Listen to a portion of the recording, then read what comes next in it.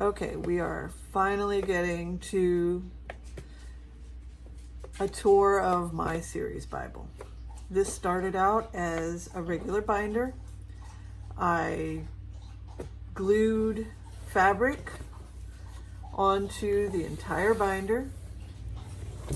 I used Sculpey and glue and glitter to make a raised design that is personal to me on the front cover. That's why I have it covered by, a piece of paper clipped on here. But yeah. So now the inside, I just glued another piece of paper here. This one, particular to writing because it's a series Bible now. It's also, this is a 4-inch binder. I started out using a smaller one, as you can see, much smaller, and it quickly grew out of that. So, and it wasn't as pretty as this one anyways. This is the glue that I used for doing all of this stuff, the cloth, the papers I glued on here, Aleene's tacky glue. This stuff is awesome. It'll glue just about anything to anything.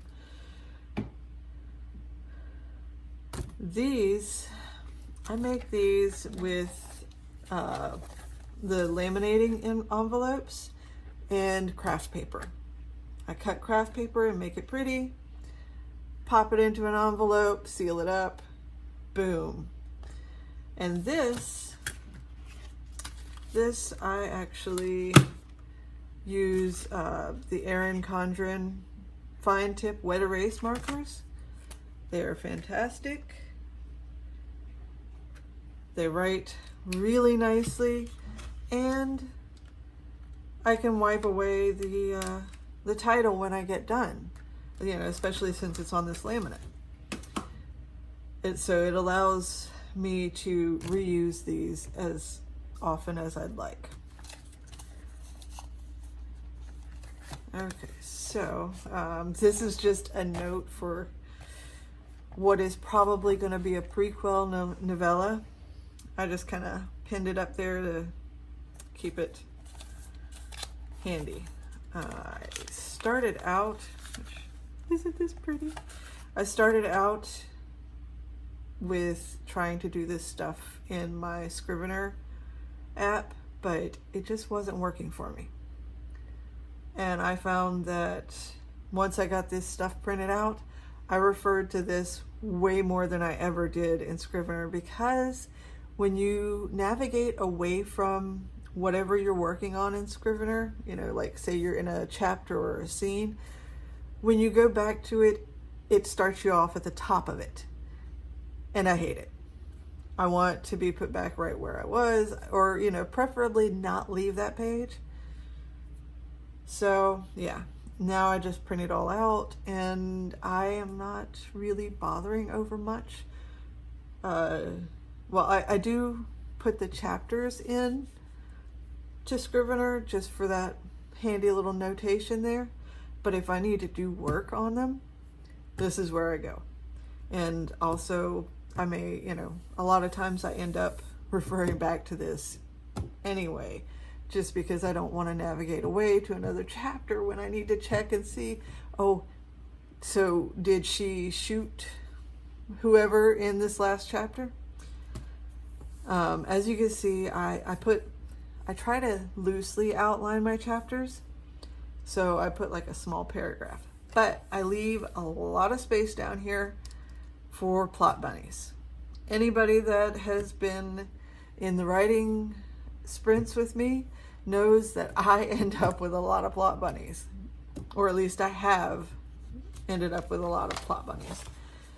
So having this extra space allows me to add those plot bunnies in without having to redo the whole thing.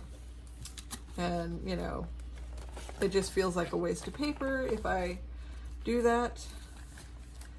And this allows me to save some paper. Some. Let's see, I already took this one out, but I really like this one. And you know, I didn't even use this to make any notes, but I still just loved the way it looked. So as you can see, this was from book 2. And I ended up doing a lot of changes in this one. Lots. And I did little check marks like, okay, yes, I got this in the right order. And, yeah, this one, this one I actually just recently published.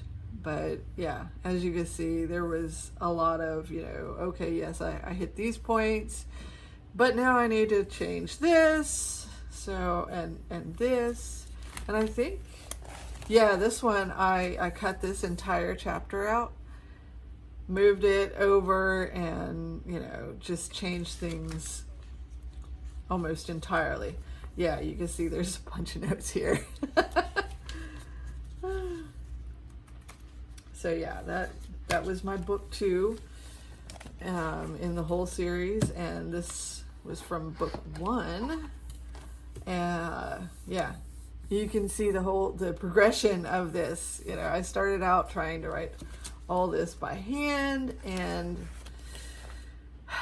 no, I very much prefer to have it printed out. And it even changed from this to these.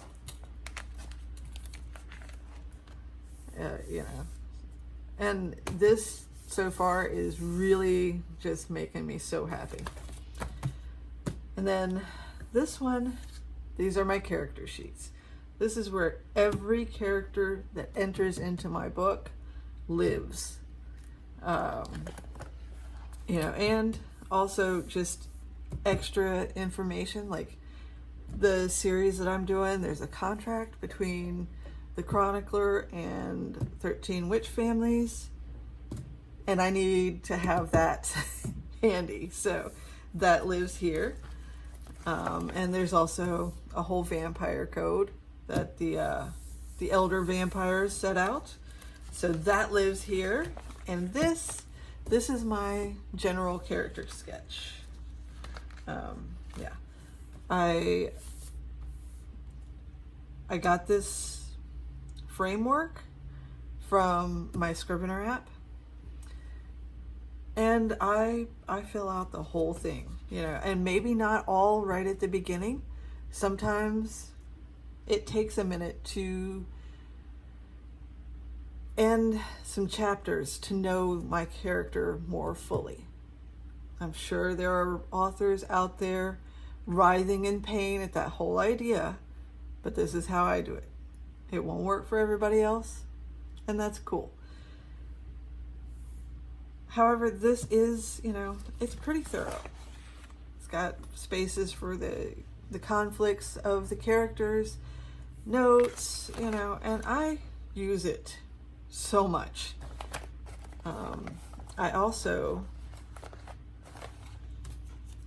I take the little tabs that come in my planners, and I use those to label my people. It kind of gives me a quick flip to type thing. And I, 3 books in, I need to get some more page protectors. And this is my previous notes. I used a Vis-a-Vis wet erase marker to write this, and as you can see, it did not write very well, nor is it staying very well. So that's lame, but it is what it is. Yeah, this is where all my prior notes live. Everything that I ever wrote down about these books lives in the back of this. Everything from character sheets to old versions of the outline, all of it. They all live back here. And then, last but not least, my back cover.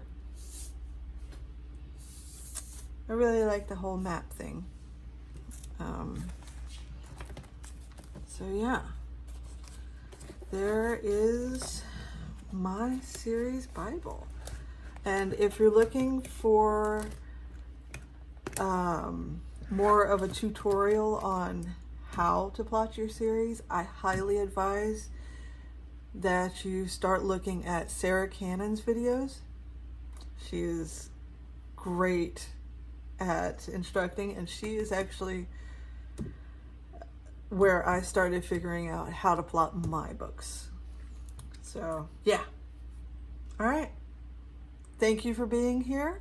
I hope you enjoyed my little series Bible tour. Have a wonderful, wonderful day, and bye.